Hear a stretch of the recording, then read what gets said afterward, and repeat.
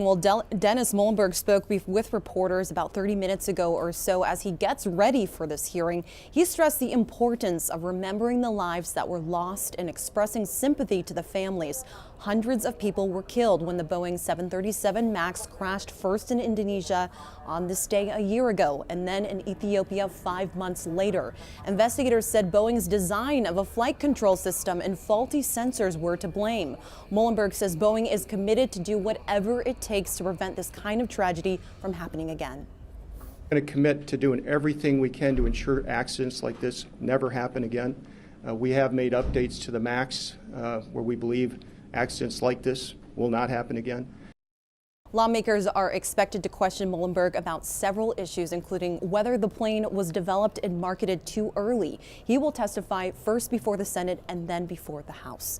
I'm live in the newsroom. Kira Elfallen, back to you.